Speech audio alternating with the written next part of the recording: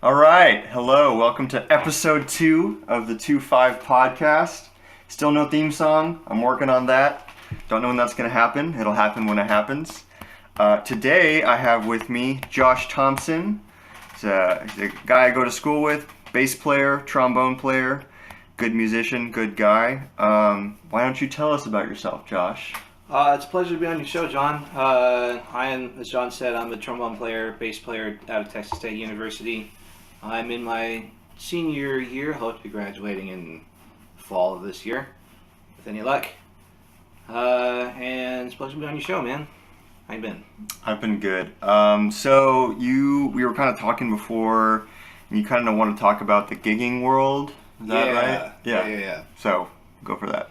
So, I feel like, I've been, ranting for the past couple of months about the difficulty of finding a decent paying gig for people in our profession. Yeah. So in jazz in particular, at least, in my experience in Austin, finding a decent gig that pays, enough for me to at least get groceries for the week, has been really difficult. I feel mostly it has something to do with the fact that venues just don't want to shell out the money. Right. And Yeah. it has partially because of the people they hire, or have been historically hiring, particularly in the sense of all the venues along 6th Street in Austin. Mm-hmm. So you get all those bands that want to play for quote-unquote exposure. Yeah. So they just either wind up playing for free tips or like an open bar tab or something like that. Yeah. And it ruins it for the rest of us. Yeah. Because these venue owners tend to think that, well, why would we pay for these high caliber people who know their work? Probably not exactly what they're thinking, but why would we pay for these guys when we can just get a small group who've been playing out their garage for a year to just show up and make noise that sounds something like music? Yeah. Well, and what's also tough is I feel like our genre, being jazz, I feel like it's so disconnected from what the typical stuff of popular music is now. There's not really jazz is just kind of almost, it's not strictly live. I mean, obviously there's records and stuff out there, but I mean, you don't really, when you think about jazz, you think about a lot of acoustic instruments, or maybe an electric bass or an electric keyboard. And you don't really think about a one-man DJ band kind of thing, and you don't really think about I don't know, I don't really intertwine jazz with the internet, I guess, and so I don't even know where I had a thought and now it's kind of evaporating, but I feel like our genre is so different that venues don't even really know what they're hiring when they're hiring a jazz band. Because we don't have there's not really a SoundCloud scene or anything like that where it's one guy putting together a big mix and putting out an entire album like what you see with popular electronic music and stuff like that. And because there are people doing that, which is, I mean, that's fine, that's their art, but it's venues might be expecting 1 or 2 people. And then when you show up with 4 or 5, I mean, they're going to give you the budget that they think they can give you. But once you divide that up, it's there's no money left. Yeah, it's absolutely nothing. Especially for people who live out of town. Everybody in Texas State, because there's next to no music scene in San Marcos, and whatever music scene there is, sure as hell isn't jazz. Yeah. Aside from all the stuff that, all the jazz shows that's been happening has been coming entirely out of the jazz department at the School of Music. Yeah. So, the only thing that's keeping the music scene, maybe sort of alive, I feel like, is the School of Music. Yeah. In my experience at any rate. Yeah, I feel like there are some people who are trying to fix it, but again, the whole topic of this conversation, it's a double-edged sword, because everybody who's studying jazz and playing jazz that we're going to school with, they all love it, and they want to perform it, and it's not about the money for them, but I mean the reality of the world is like you said, you have to buy groceries, like you gotta eat, like, you know, you gotta buy the stuff you need for your instrument, gotta buy valve oil, gotta buy reeds, gotta buy strings, like as much as you'd like to just show up and play because that's what you want to do, like gotta pay the bills, you know. College town rent isn't, you know, that's not fun. So no, it's at least it's somewhat better than, you know, staying in a big city like Austin, San Antonio. That's a whole other side. But you know, even getting enough money just to get back home. Yeah. You know, because if you go to your gig with not a lot of, you know, gas in your tank, you know, the vast majority of your paycheck is getting sunk back in your gas tank just to get you home. Mm-hmm. So what's the, you know, at that point it becomes a question of, well, why am I doing this? Yeah. Yeah, and that's really frustrating too, because it's like our genre's at another disadvantage where it's like we're not really the popular music anymore. And what's frustrating is people like jazz, but most people don't know they like jazz. And then when the common person thinks jazz, they think about something like in an elevator or like a meme or something. And then when you actually play for people that you don't know and don't listen to jazz, you can see them like it and react it, and like they on some level they get what you're doing when you're soloing or interacting with the band, but they don't necessarily know they like it because that's not what they're listening to. And our genre is so far removed from like heavily orchestrated pop music and stuff like that. So it's like not only is it hard to get a venue to pay you, it's hard to get a venue to understand that people like you, you know? Yeah. So yeah, it's like a whole thing. Yeah. Jazz is kind of, especially nowadays with the whole, you know, advent of cut and paste manufactured pop, jazz is starting to, it has fallen into the trap of becoming like art music, like the classical music of old that used to be the quote unquote pop music. Yeah. And then as time went forward and new music came along, that became art music, and not quite as easy to access for most people, if you know what I mean. Yeah.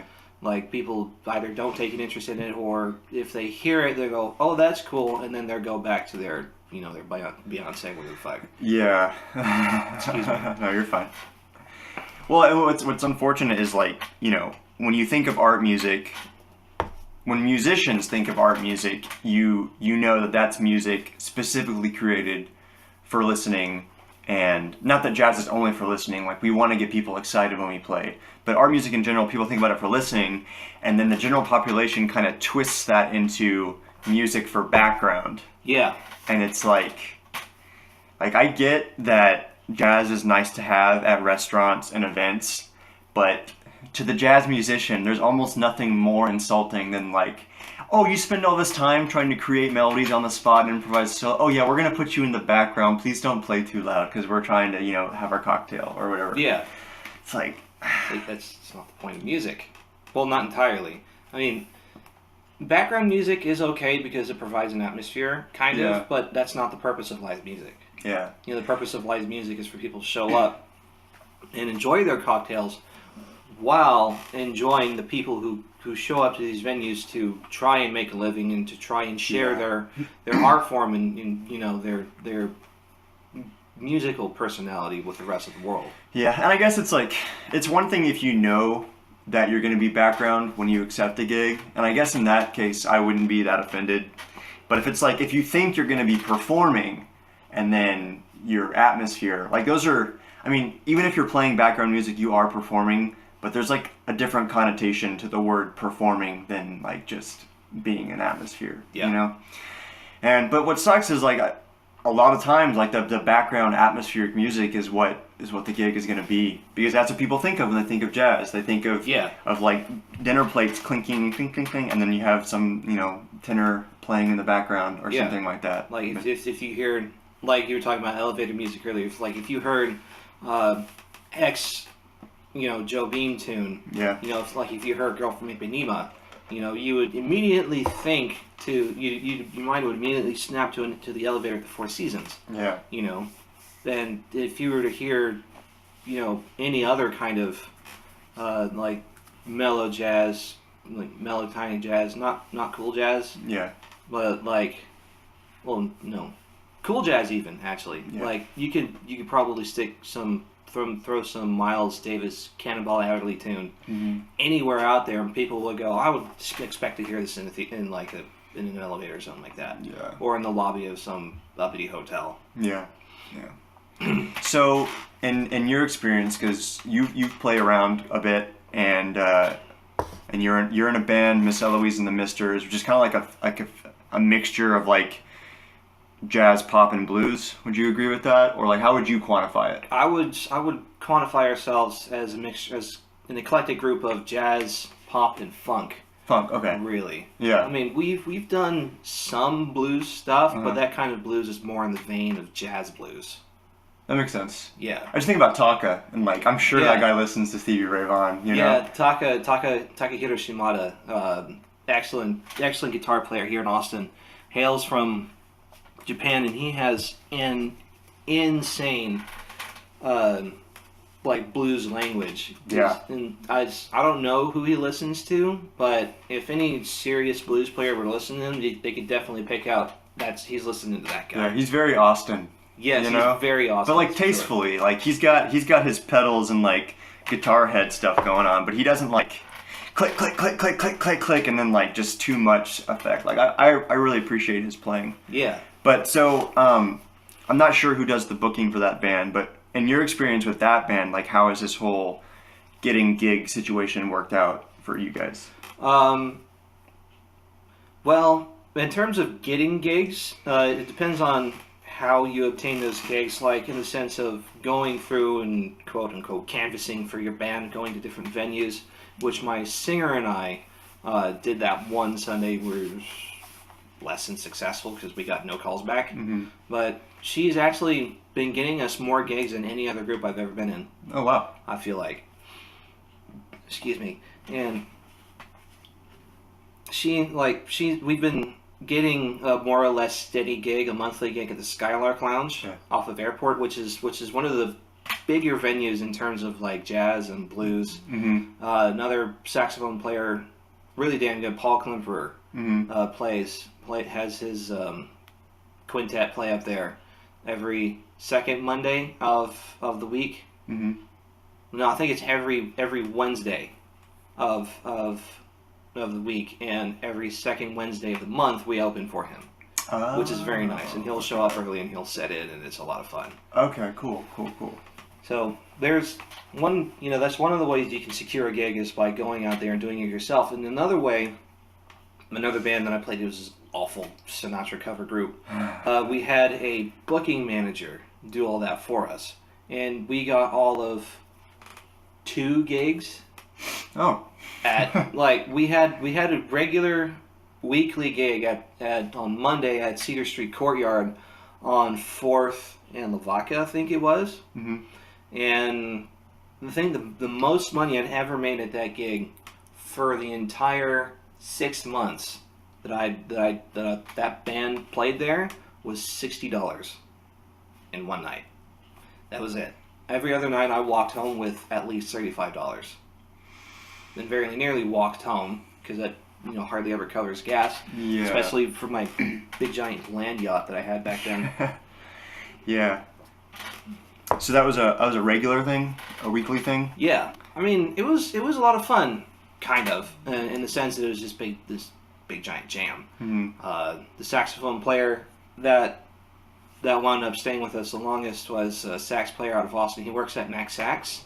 Oh, okay. The mouthpiece manufacturer. His name is Spencer Broadhead, and he's a damn good saxophone player. Yeah. I keep trying to tell him, it's like, dude, you got to get out more. Get out the office, keep playing, and that goes nowhere. But our bass player for a time was Will Baroni, the bass player out of UT. I don't know whether or not he's graduated by now. We changed pianists a number of times, but we started with a excellent pianist, good friend of mine named Xavier Davis. He's another pianist out of UT. I think he's graduated by now, but he's playing with the group whose name escapes me at the moment.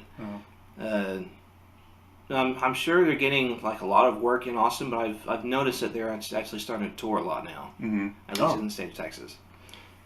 Yeah, touring's interesting. Have you ever done any of that? Touring? No, I like to Neither tour, have I. but given the fact that I'm in college, I was. Yeah, I feel like I always hear stories about. Sorry, a little message popped up. Okay, I feel like I always hear stories, and not necessarily like from local people, but just like in general of like that touring can be really risky in terms of the financial payout. It can be, yeah. Like I feel like a lot of times you either lose money or you tour to break even, which is fine if you really love the music you're playing and the group you're playing with. But like you said, if we're in school and I guess you could sublease, but you want to have a home to come back to, like I just don't see how that's feasible to just break even and then come back to all these bills. Yeah. Like I'm sure the experience would be fun and it'd be cool to get out of like the immediate area. But then also, like, even if you go somewhere, like, what are the odds you're going to go back there on a college band budget, Yeah. Like, so, I don't know, stuff like that's a double-edged sword. So, with the Miss Eloise band, and again, I don't know how much you're involved with, like, the details. Does Casey do most of that? Casey does all of that. That's the vocalist? Yeah.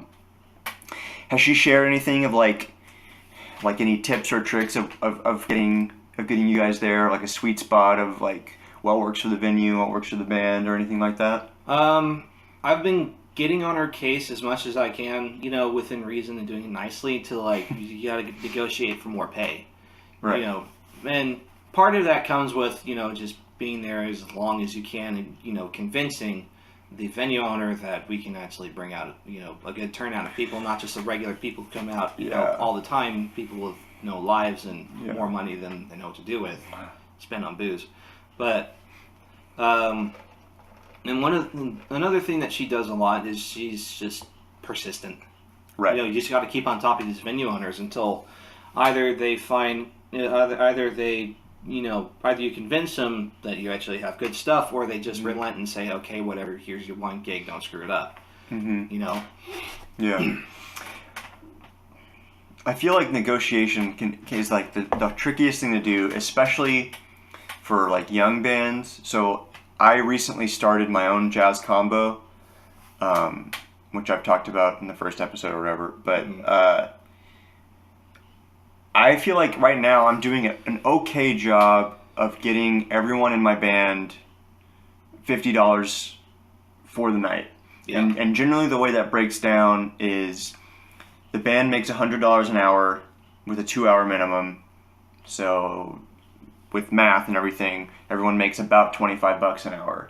And I feel like, I personally feel like that's underselling the people that I'm playing with. I really like the musicians I'm playing with and they work really hard. But in terms of the venue, I don't see how I can ask for more than $200 from a jazz band and all the stuff that means that we talked about earlier that they haven't heard before. And I've generally had success with that. But the problem is I feel like once you establish like a pay rate with a venue, it's kind of hard to ask for more than that, Yeah. Once you, because the venue likes the music once you play. Generally people are gonna come to you after the show if you play well. The person who owns the place can come after you, and it's gonna be really good. And they like you and they want to pay you more probably. But there's also the budget side of places, and most of the jazz gigs you're gonna get are gonna be bars or restaurants or stuff. And that's a whole other conversation about how risky that business is. Mm-hmm. So, they're probably going to pay you what they can afford. And if that's $200 for a gig, and that's what it is. And that's what's just so tough. It's like you don't want to undersell, but you almost have to a little bit to get in. But then it's like, okay, you're in. How do you get more out of it? I don't know. Like sometimes tips are okay. And you can develop a crowd. It's all right, but man, just like starting out a band can be so tricky in terms of making it financially. I don't want to say worth it because the music part is what's worth it, but to like to keep it going and to keep people playing with you, you know? Yeah.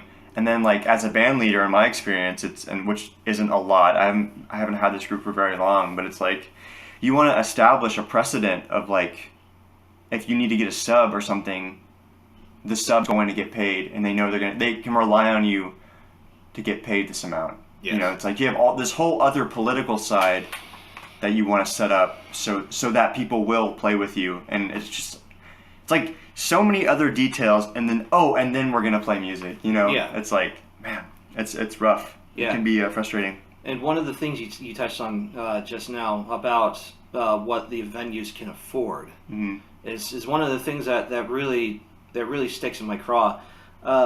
Is the whole thing about venues wanting live music, but they don't necessarily have the money to meaningfully pay these musicians what they're worth. Yeah.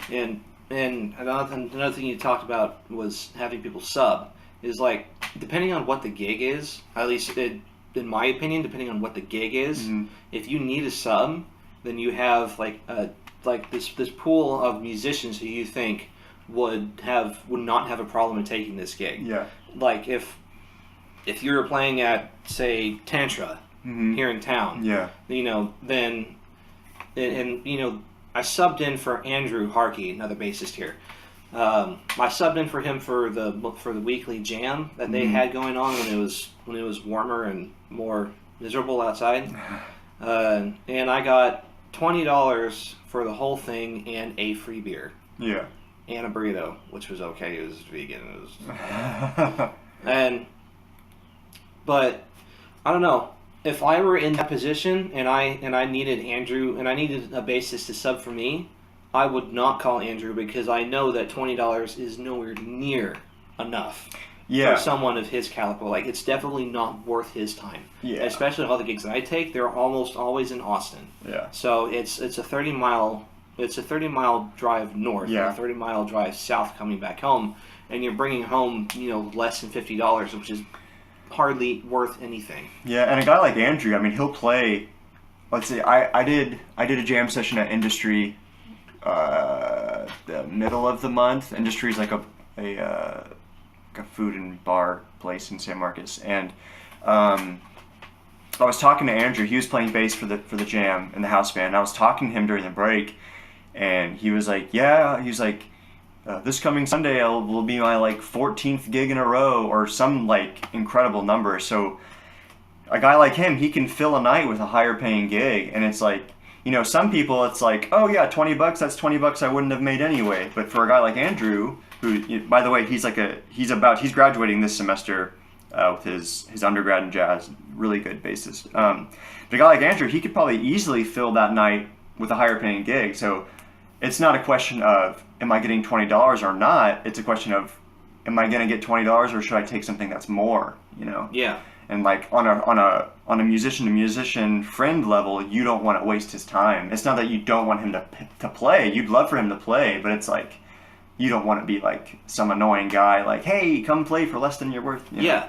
And that's one of the reasons why, you know, if I need a sub for either myself or anyone else in the band, more often than not, I'm the one bringing in the subs because I have in the band at least I have, you know, a larger network of friends, and so if I do wind up having to get a sub, these higher tier guys are my last resort. The reason why I say that is because I know these guys already gig, you know, more often than not. Yeah. They are already getting higher paying gigs, and I know at least, you know, I know their worth. I don't know about the venue owners, but I know their worth. So if I wind up having to hire them, then I'm definitely going to talk to the rest of the band and say, hey, we need to take out a chunk of our pay and kick it their way. Yeah, I was just about to say that. Yeah, and sometimes, you know, I haven't gone to like that extreme yet. But, well, first off, let's just talk about how you get a sub. So if you're fortunate enough to be in a college town where there is a large pool of musicians all studying the same stuff, like the jazz department at Texas State, where pretty much if they play the instrument, they can play the gig kind of thing. If you're lucky enough to be in there, then you should have a list of who can play this gig for X instrument or whatever. So you start getting people down the list. But when you ask someone to play the gig, when you ask them, you need to include like all of the details in the gig, like time, location, payout, distance, stuff like that, and really try to let them know that they can say no to it. I think that's a fair way to get someone who's high caliber to play. If they know that you're not, I mean, obviously anyone can say no to a gig, but sometimes there's a way to ask it where you don't really let them say no. You know what I mean? Yeah.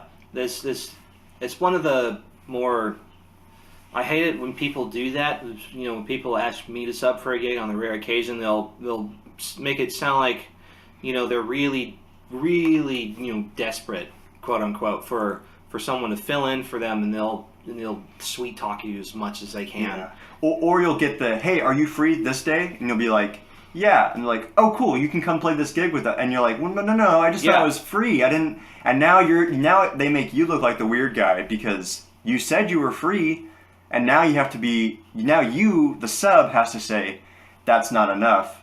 And a lot of people aren't going to want to have that awkward encounter. So when you do reach out for a sub, you need to say, like, I have a slot for you. If you're interested, here's this, and this.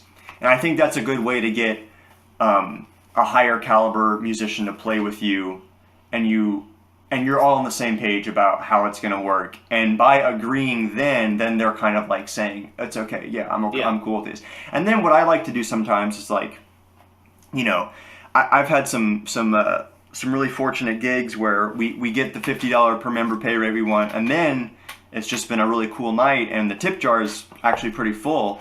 So what I'll do is, like, if there's a number that's not divisible by 4, I'll give, like, it's more of a gesture than anything, but I'll give like the extra to the sub or to the subs, or like if the math isn't working out, then I'll make sure that the other 3 members get an even amount, even if that means I get just a few bucks less or whatever. And I'll let the sub know and the band know. I'll say, hey, like I played a gig at Palmer's, which is a restaurant here in town, and Israel, a drummer, subbed that night, and the tip jar math didn't quite work out, and I told the band, I was like, okay guys, I'm going to give Israel a few more bucks because he subbed for us. And it was actually a really hard gig because we were playing inside, and Palmer's has really low wooden ceilings, so it was like, if you played quiet, you were too loud. Yeah. So he was really working hard and did a really good job. So on top of subbing, he just played really well that night too. And it's not like giving someone a few extra dollars is like meaningful, but the gesture of that is what's really cool. And that's what gets people to like you, and that's what gets people to call you for gigs too. Yeah. So I don't know if Israel has his own group or not, but I know that if he needs a saxophonist, I don't know if I'm his first call, but I'm probably on his list. Yeah. So yeah, the gig world is it's almost about everything other than what you play. Yeah. It's nuts. It's more business than it is actual, making music and, trying to make a name for yourself. Yeah. Because I feel like most musicians don't have enough of a head for business than they do for actual music. Because here, at least here at Texas State, they have one music business class, and it doesn't go any further than that. And in that class, I took it, and the professor, whose name I won't mention, he was a really great guy, but we never, like, in terms of securing gigs, we never went anywhere past, like, writing a contract. That was it. Really? Yeah. The vast majority of what we talked about was taxes, which is great. Okay. Yeah, it's helpful. That's helpful. You need to get gigs in order to file taxes. Yeah. In order to, even have to at least file taxes in order to get your money back. Yeah. But, I would have liked to go a little bit further beyond writing contracts. It's like, how do you secure these gigs? How do you keep these gigs going? How do you negotiate for higher pay? All this kind of stuff is, I feel like, is what is holding back these musicians. If only there was a podcast that if covered only, that covered gigs and stuff. Yeah, because we know everything. Yeah, of course. Yeah. I wish someone would get on that. Yeah, well, that's good to know because I was interested in sitting in on that class, but I don't think I'll waste my time with it if that's as far as it gets. Yeah. There is actually a book that I was listening to. I do Audible sometimes, and let me see if I can pull up the title real quick. It was interesting. It was oh yeah, here it is. So it's called Start Your Music Business. And there's a couple of different volumes. The first one's like getting it off the floor or whatever. So it's called Start Your Music Business, and it's by Audrey K. Chisholm. And what I found really interesting about it is that it's not written by a musician.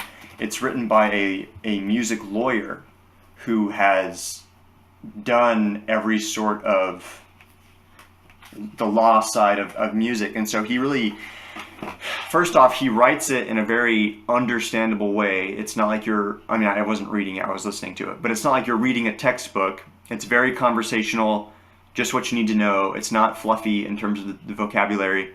And he, like, right off the bat starts talking about, like, what an LLC is, all the different types of corporations. So he doesn't necessarily cover how to book gigs, but he goes into the stuff that if your band takes off, like, you need to know, like, okay, are you going to be a sole proprietor? Are you going to be a limited liability? Blah, blah, blah. I've already forgotten most of it, but if I were to re-listen to it, then I would really understand.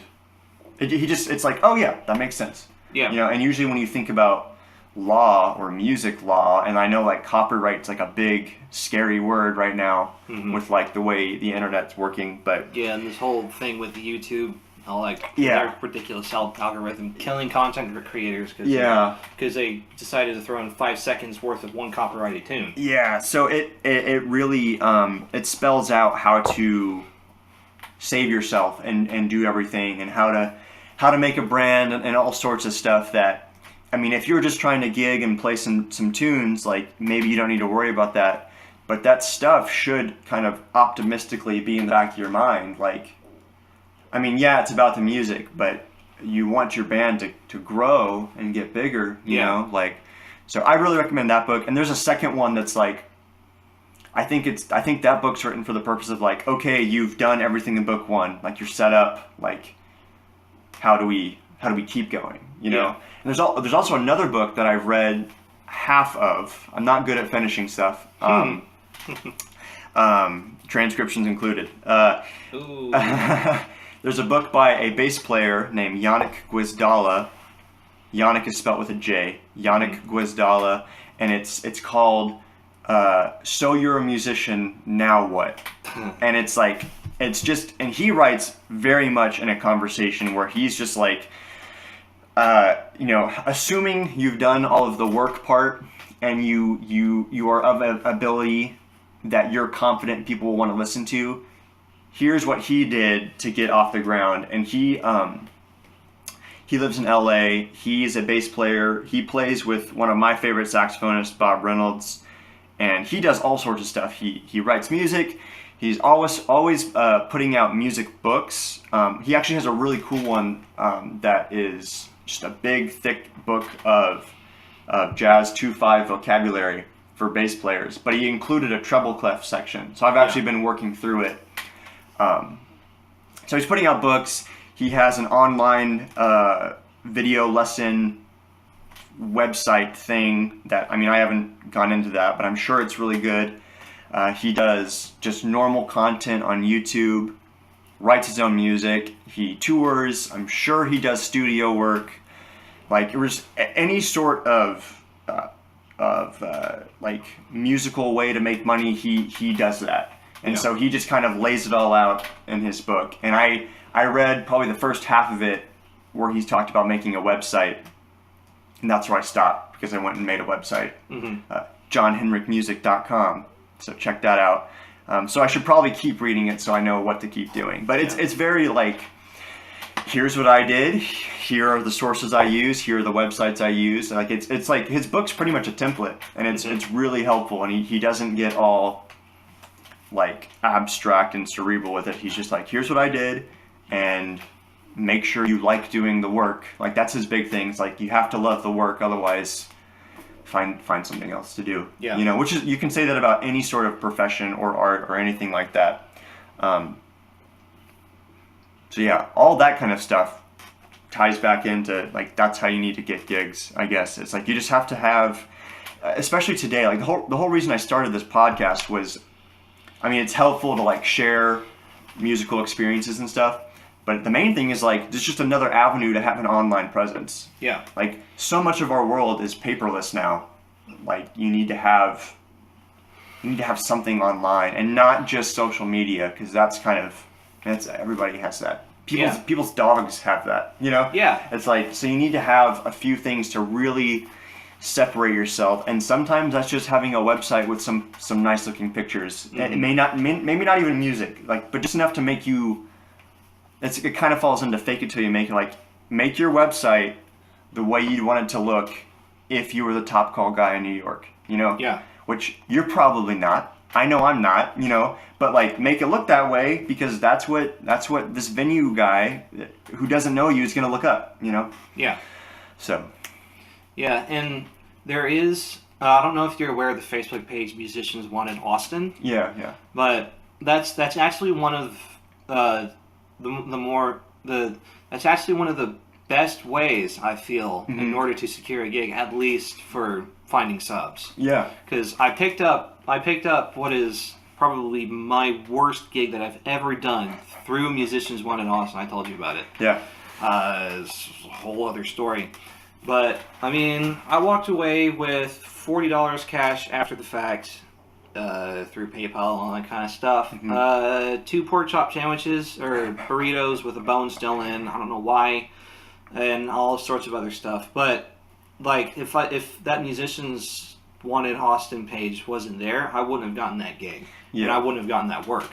Yeah, and, I mean, you're in that network, you know, you're not just viewing it, like, I don't know how many people saw that post and saw that you commented on it, but some people probably did, and so now you're not just a member of the page, you're like an active member of the page to some extent. So, like, the network thing is a big thing, and as hard as it can be to not get angry with people, I'm a very strong believer in not burning bridges, even if you really want to burn the bridge and never cross it again. Yeah. It's like, you never know who that person, like, say you're mad at person 1, and you don't want to play with person 1 ever again, and you don't even care if they pay you or whatever, but like, person 1 might be friends with persons 2, 3, and 4, and you really want to play with persons 2, 3, and 4, and it's like, you can't afford to, like, have bad blood with, especially, like, we live in San Marcos, and it's like a really condensed community, you know, especially the School of Music.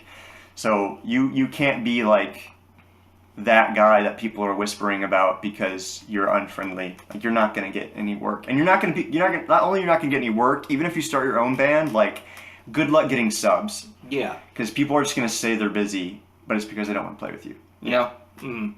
So. And you. Let's not go there. And actually, even through these, you know, terrible, awful gigs, and this one terrible, awful gig wasn't because of the person who hired me. The person who hired me was a great guy. Yeah. I would totally play with him again. Yeah. It was because it was this. If we can go on a side note for a bit, it was this thing. It was this thing called ATX Flowdown. Mm-hmm. That's up in Austin. I think it's once a month or so. It was during South by. It was not a South by show, but like.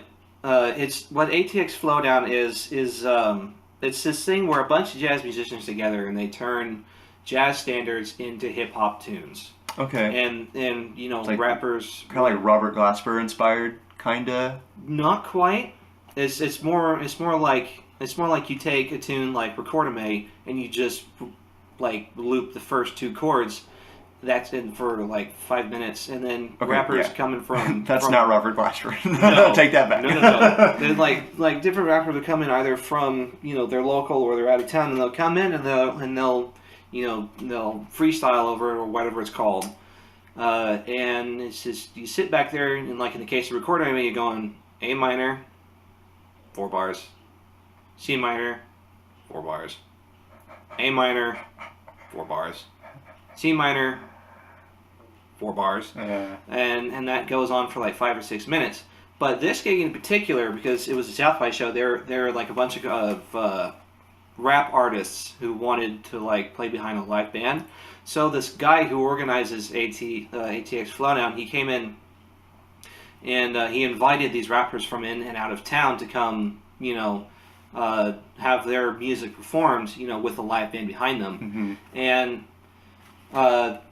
this more or less ties in with like maintaining working relationships with people.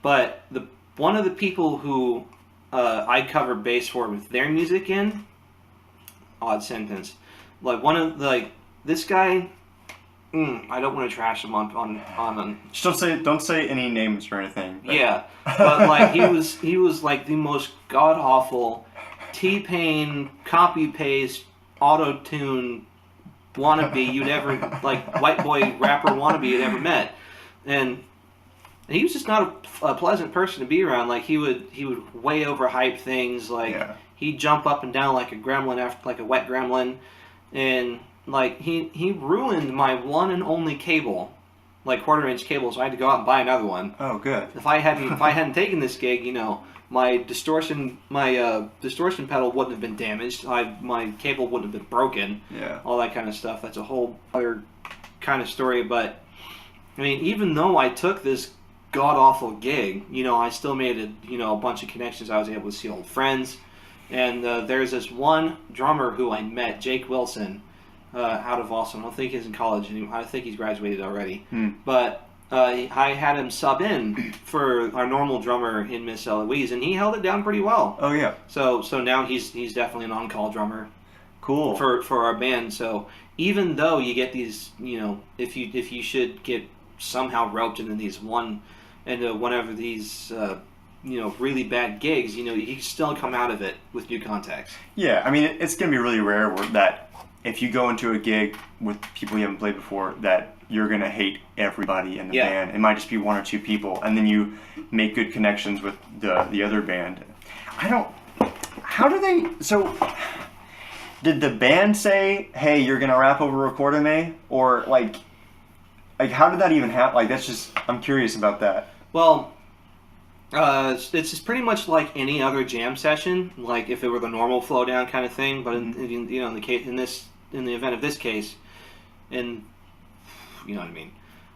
In this case, rappers come in, they give you your music, and you play it right on the spot. But in between the different artists, you have what's called the flow down.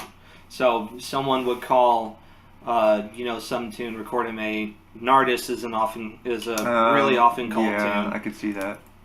Any modal tune would work as a rap tune, really. Even though Nardis isn't modal, but so they call tunes, and all you do is just change the style, really, and that's about it. You just do your job as a rhythm player, or if you're a horn player, you'll do some riffs or whatever, and then just people who have absolutely no clue about jazz. Would just show up and say, hey, this sounds cool. I'm going to, spew some racist, sexist, rap about sex, drugs, and money, which is pretty much what the whole rap industry is built around nowadays. That's a whole other aside. But aside from my experience, I feel like it's been going on for a while, so it's a viable, idea. I mean, I thought it was fun. Mm-hmm. Not the playing. Just minus the character. Just minus, the problem child of the whole gig. Yeah, yeah. But otherwise, it's a good idea. Mm-hmm. And it works. Yeah. But all right. Well, that's a lot about gigs. I think we covered quite a bit about. Yeah. Oh, the last thing I do want to say about gigs. I know we talked about a lot of details and like. I don't know if we made it sound risky to get started or whatever, but I do think you should still, like, if you're a young musician and you don't have any band or you're not playing with anyone, that was my dog. I don't know if you heard that. You should, and you want to start playing, then just make a band and start playing. Yes. Like, it's not, I mean, even if you're playing for free, that's like, that can be risky, but you almost have to do that a little bit when you first start, and then just because you need some sort of credibility. or even if you're a young band, you can be like, we'll play this first, like book 2 shows, play the first one free and the second one paid if they liked you the first time, or something like that. Yeah. But long story short, like, just start playing. Like, that's the most important thing when you're getting started. So, Yeah. you know, that's kind of my last little note on that. Yeah.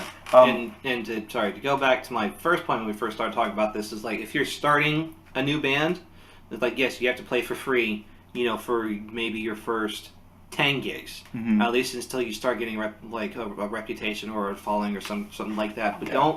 don't play for free for longer than you have to. Yeah. Because then you're undercutting yourself. You're undercutting the rest of the bands that play in the same town as you, and because you're undercutting everybody else, you know, you're killing what could potentially be a really good act. Yeah. Because the rest of the venues are, you know, gonna hire you because you're playing for free. So one, you're not making any money. Mm-hmm. You know, the rest of the bands aren't making any money. And you're killing your own reputation because the rest of the bands aren't getting work because you're getting all the work because you're playing for free. Yeah. And then the music stagnates and it just gets really bad. Yeah. Like 6th Street. Another thing that just came to my mind is, and this might be for a more seasoned band, which, or maybe not. I mean, I wouldn't really consider my band to be seasoned. We're not even a year old, but like don't be afraid to say no to gigs either. Yeah. I'm not going to name any names, but I had a venue reach out to me one time. They wanted me to play. I was totally down to play, and they only wanted to pay me, it was either 10 or 15% of bar sales for our 2-hour set. And, you know, let's say it was 10%. If I want to get the band $200, they have to sell $2,000 of drinks. That's not going to happen. That's not going to happen in 2 hours. I don't care how busy it is. Yeah. You know, like, so I just said, I counter-offered. I said, hey, can we get a flat rate? And they said no. And I said, okay, well, can we get a small flat rate with a smaller bar sale? That way I know we can get something. So maybe between a flat rate, bar sales, and tips, it'll all work out. Yeah. And they said no. And so I said, okay. And you just saved yourself the trouble. Find another band, you Yeah. know. So, but then they came back to me a few months later and asked me to play, and I said, I need a flat rate, and they said, okay. Mm-hmm. And it all worked out, and it was fine, and no one was upset, and there was no bad blood. It was very professionally businesslike, you know. I understand that they have a budget, and they understand that I have a budget, but like, if someone gives you an offer you feel weird about, don't be afraid to counter offer, and then don't be afraid to say no. Because yeah, maybe you aren't going to make money, and maybe you can't get another gig that night, but sometimes setting up a cheap precedent can be more detrimental than just saying no to one gig. Yeah. You know? So, Because as I was saying earlier, you know, if you set yourself up really low, you know, you're killing yourself, you're killing everybody else. yeah. And you're killing the music as well. Yeah, and that's a good, I hadn't thought about that, but it's kind of like a supply and demand kind of thing. Yeah. You know, if you're making, especially in the days of streaming where, you know, I'm honestly surprised there's even live music, because like anyone can just plug in a phone and have good music stream through speakers. Yeah. I guess the audience does appreciate live music, but it's like you really need to make sure that you're making people know you're worth something, and like you said, for the greater good of the genre, that other bands are worth something too. That's a really good way of thinking about it that I hadn't thought of before. Yeah. So, very wise. I know we're approaching an hour. There's a few other things I want to talk about. The other day when we were kind of getting this planned, you kind of mentioned, I think you mentioned, you kind of want to talk about like jam etiquette. Yeah. I was curious about what you were meaning by that. So, what prompted me to want to talk about that was my experience at a particular jam that I attended here in San Marcos. Mm-hmm. You know, I won't mention which jam it was or who, you know, who all was involved, but, you know, me being a multi-instrumentalist, you know, so I brought both my horn and my bass. Yeah. So for my horn, which I was hoping to get more time in on, you know, I played all of one tune. That was it. And I mean, the tune went okay, and then another horn player came up and he called a tune that, you know, I could barely remember, and so they just go on, they just start the tune, with no regards to any other horn player or rhythm player who wanted to come up and play that tune. It was the same group. Mm-hmm. The only difference was, me and another horn player had switched roles. So at that point, I was just like, okay, whatever, and I walked off the stage in the middle of the tune because what am I going to do? Just stand there like stupid? Yeah. So that was one part that really didn't sit well with me, and then the other part was it was just in terms of basses, it was me and the house bassist. So the house bassist was already playing for half the time, which he's a house bassist. It's his job. Mm-hmm. So he brings me up and he's like, hey, you want to play? It's like, okay, sure. So I get my bass out and I go up there and, start playing, the first couple of tunes. Like, all right, I know these tunes. This is cool. Mm-hmm. And then the next tune, we were playing Girl from Ipanema, which is a tune that I know backwards and forwards on all my instruments. And then we were going towards the end. The horn player wanted to do something, that I guess in theory was a cool idea. In practice, it didn't work out because, I didn't know the next tune. The next tune was Beatrice, and the first two chords of Beatrice are the last two chords of Girl from Ipanema. F major 7, and your transition. And was the transition. I think I told you about this before. Yeah. So I didn't know, and when he had told the band while the song was going on, because there was a singer there, so she was doing fine. As he was as he was talking to the rest of the band, I was focusing on playing my part, which is what you're supposed to do, in the middle of a tune, not, having small talk with the rest of the band about what you're going to do next. So the horn player was talking to everybody. I wasn't listening, of course. And then, I was like, when is this song going to end? F sharp, F major 7, and then F sharp, whatever the chord quality is. And then I just keep doing that, and I was like, when is this song ending? And it was like, we're playing Beatrice. It's like, what tune is that? So I was like, okay, this isn't working. So what I had to do was just stop playing completely. Yeah. Just drop out. Turn the volume all the way down on my bass, and then I had to go into my phone, go into iReal, which is a great app, $12 I think. Get it, save your life.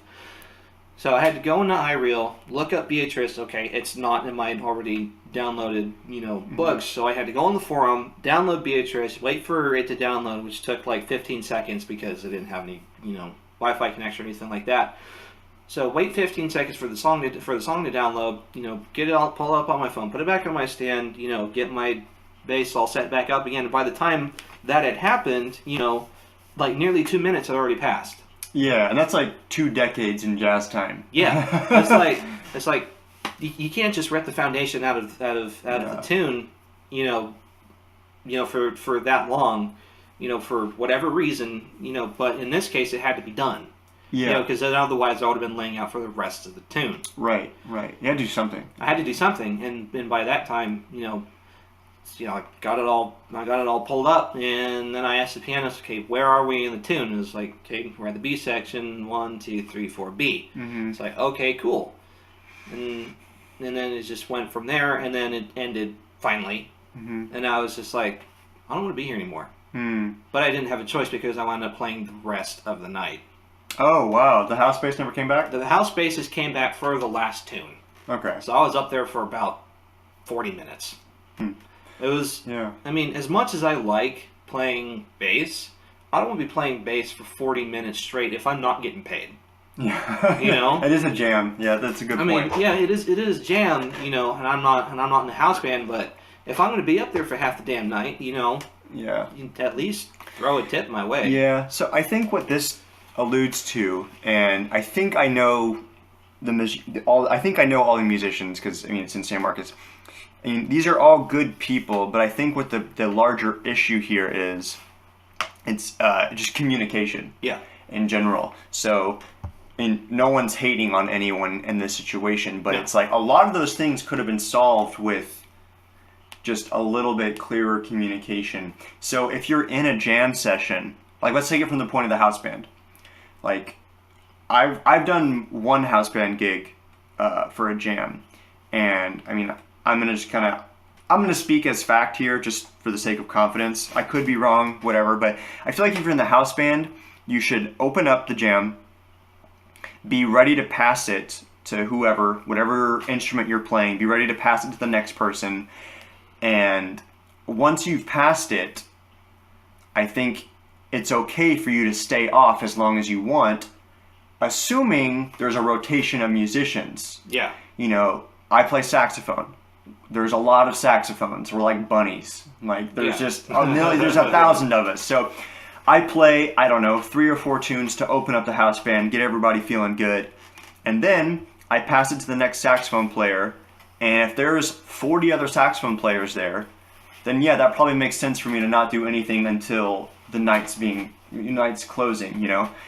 But if there's only, and this happened at the last jam I went to, there was only one other saxophonist. Mm-hmm. So what I did was we played the first 2 tunes, and I saw that he was Charlie. My dog's in the room, he's jumping all over Josh. They're making friends. Anyway, so I played a few tunes. I was watching the saxophonist. He kind of seemed eager to play. And so I didn't just switch off. Since there was just the 2 of us, I played a couple of tunes with him. Now, this guy was really good. His name was Ismael Chavez. I know him, yeah. This guy was really good. I hadn't heard his playing, though. Mm-hmm. So if he was maybe uncomfortable, I didn't want to just leave him up there as the only horn player. Yeah. And like duo tenor stuff is kind of like a precedent in jazz, and it's fun to do. So we did a couple of those, and then I left, and he was having fun. I just let him keep playing until the break, and then he left, and I had to finish out the night, and that makes sense. But you know, if there was 3 other saxophones there, then I'm not gonna butt in. I'm gonna let them jam. You should at least get 2 tunes when you go up to a jam. You know, yeah. Maybe a tune you want to call, and then throw yourself in the hot chair and let someone else call a tune, and test yourself. You know. Yeah. So I think that's kind of what your role should be in a house band. You should kind of keep your finger on the pulse of, okay, should I be up here? Should I not? Should I give the guy who isn't in the house band a break? Stuff like that. And then the other thing, you know, it's a jam. It's really low pressure. There may be an audience, but having an audience isn't the point, you know? So it's okay to try stuff and experiment, but it still is a performance. So if you want to do cool stuff with transitions or reharmonizations or anything, like, that needs to be really clear to everyone in the band. Yeah. And I feel like with the whole, you know, communicating, especially stuff like if you want to start another tune with the last 2 chords or however many chords are with the tune before that, is like you need to say that before the tunes start. Yeah, and I think if I'm inferring correctly, I think, or what I would be guessing is that band minus you has probably done that before. Mm-hmm. And the guy who called that, let's just call it an arrangement, the guy who made the decision probably thought the whole band was on the same page. And I doubt this person was trying to pull a fast one on anybody. Yeah. But it's like, if you're going to do that kind of stuff, you really need to make sure, like, you know, yeah, communication's a big deal, and a jam is a good way to practice that, because, you know, when you're on stage at an actual gig, especially if you're leading the band, it's really cool to try new stuff in the moment. And that's kind of the essence of jazz. And if it works, it really gets the band energized. But you need to make sure, like, your nonverbal communication is, like, on really clear, especially because there's not a lot of rehearsal in our genre. Yeah. You know, and almost every gig I book, I end up getting a sub for, because everyone's crazy busy, which is fine. I have no problem doing that. But it's like, if I want to, a lot of times I don't know how I'm going to end a tune until the last 4 bars. And I'm like, oh, my ear says we should loop this. So I you know, turn around, I make sure the band knows, and then we loop it and we stick the ending. Sometimes I want to do a hard stop and I really gesture that, or sometimes I want to have a fermata and do some silly saxophone thing, you know. So you need to make sure you know how to express that, because the chances that the band you're playing with has rehearsed that ending is like next to none. You know? So yeah, that's a good thing for jam etiquette. Another thing is, if you're not in the house band, like, don't overstay your welcome on stage. If it's not packed, that's one thing, but it's like, I know a jam kind of everybody wants to play together, and a lot of times you're all friends and you may not normally play together, so you want to play together. But like, I remember I was at one jam at Industry, and I had already played, so I was fine, but someone called a ballad, and it's like, okay, ballad is naturally going to take a longer time. Yes. And a ballad usually means you take 16 bars or maybe a chorus. Yeah. And it's like, one of the horn players took 2 choruses of a ballad and then passed the solo to the next person. And I'm like, I know the jam's 3 hours long, and I know we're all vibing and feeling good, but it's like, you got like 15 other people who want to get on stage. Yeah. And like, from there, I can kind of see it, like, with the rest of the musicians are, you know, who are up on stage. It's like, okay, this guy is taking 2 choruses over Misty. You know, it's like, how do you reconcile that? This tune's going to go on for 10 minutes. Yeah. You know, so, like, do the rest of the players only take half a chorus? Yeah. You know, and it's like, and it has the potential to, like, vibe out the person who either, you know, unknowingly took 2 choruses because he was, like, really into it. He's throwing out every idea in the bag. Yeah. And it's like, okay, so this guy who took 2 choruses, you know, he's apparently done whatever, and then the rest of the guys, you know, go up and they're only play half the chorus, you know, just to speed everything up. So it kind of feels like you're singling out that one guy. Yeah. And it's really easy to vibe people out. It's like, okay, you know, good job you, but don't do that again. And it's really, and like for the musicians who are in attendance, they can feel that. Yeah, and you know, it's a fine line, because a jam is a place for experimentation and a place to, like, you know, really kind of let loose, and it's almost like a workshop for the jazz people you're hanging out with. Yeah. But it's like, give other people their, and what if someone else wants to play a ballad, you know? Yeah. Like, and that's totally fine, but if someone else wants to play a ballad, they're not going to call it after your ballad. No. So if they have any sense. So every ballad needs to be relatively short, so you can call an up-tempo swing, and then you kind of have to be like, you have to be aware of everyone else, and also, like, if you're gonna go to a jam and you don't know a lot of tunes, try to get there early so you can actually call tunes. Yeah. You know, because like, the chances that Autumn Leaves is going to be called at a jam is like 100%. Yes. And if Autumn Leaves is the only tune you know, then you need to show up early, maybe ask the house band not to play it, and then be like, I'm new, I only know this tune, can I get up first so I can play it, and that way I'm comfortable and there's no repeats. And I'm sure everyone would be fine with that, because it's a jam and it's like really no big deal. But it's like, be prepared to read changes you don't know, playing keys you don't know, and stuff like that.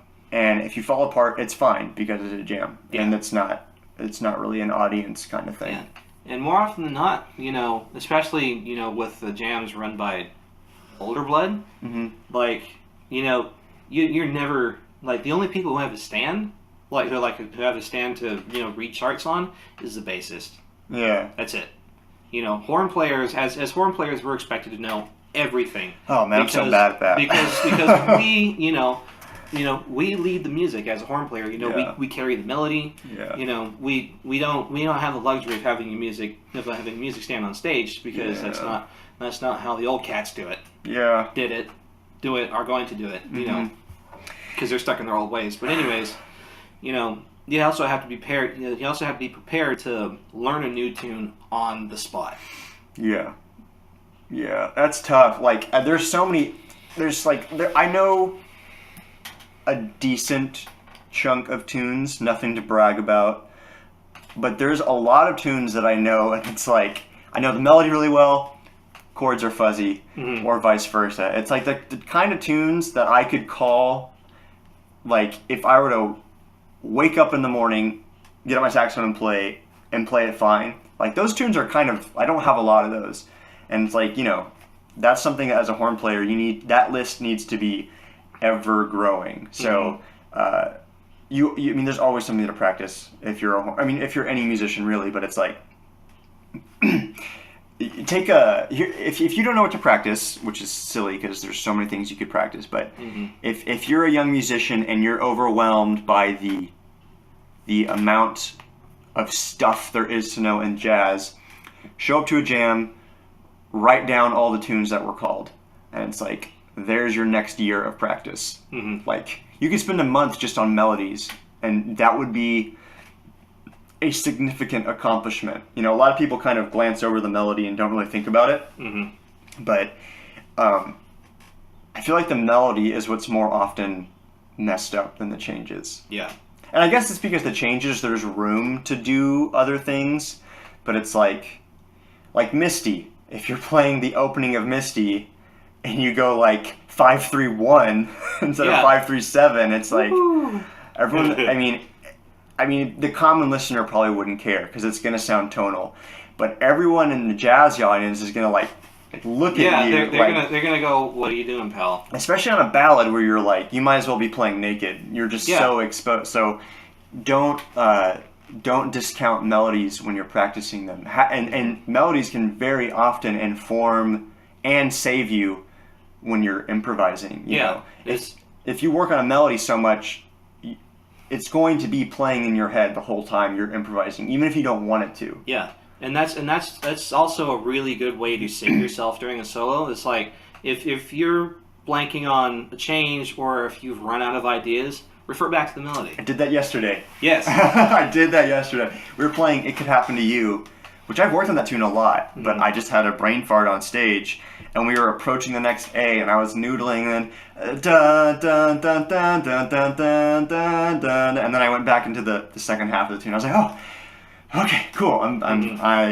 So, or even if you're not lost, it can just be a cool way to call back and maybe get the audience back engaged or something like that. So, we are approaching 70 minutes, which is fine. I had a lot of fun talking. Is there anything that you want to shamelessly plug to our worldwide audience? Well, my band Miss Loyes and the Messers, we don't have a whole lot of public shows going on, or in the future. Right now, we have a lot of private stuff, on the schedule. But in terms of, like, we were talking about jam sessions, I want to plug the jam sessions that I know about.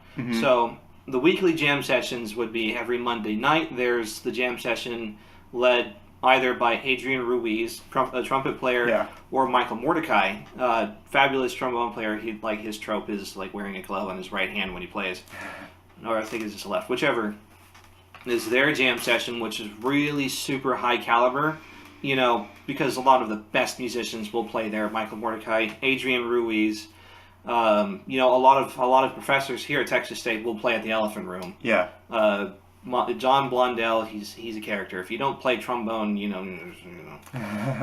But that's every Monday night. It goes on from 9:30 until 1 in the morning. Yeah, it's very stereotypical old style jam session, after the gig. Yeah. And then every Tuesday from 9:30 up until 12 is the jam session led by Daniel Dufour at Stay Gold on Cesar Chavez. Yeah.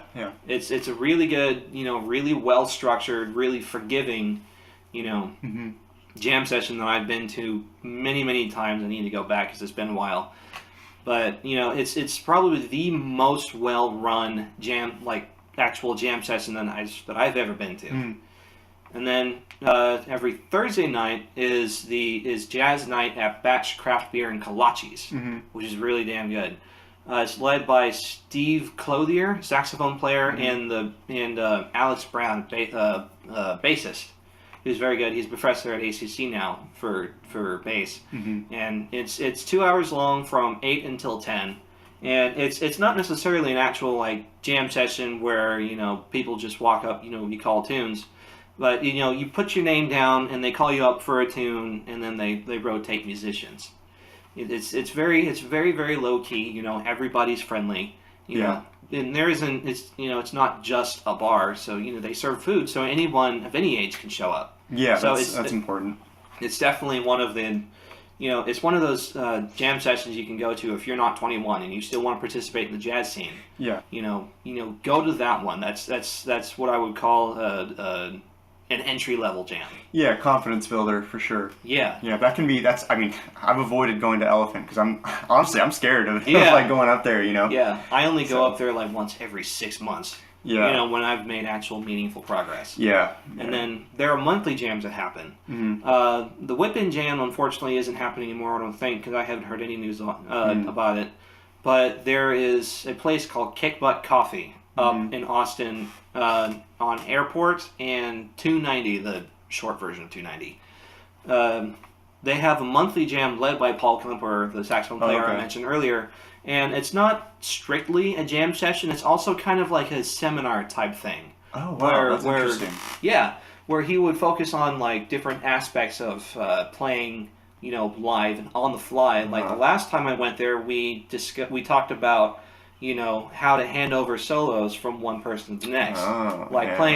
Playing your last idea is something that is easy, singable, and something easy for the next person to pick up on. Kind of like quoting. It's like if you're gonna quote the lick at the for the last thing you say, you're gonna do it and then the next person can go did it and yeah. So and all that kind of stuff, and it's really really fun. It's really laid back.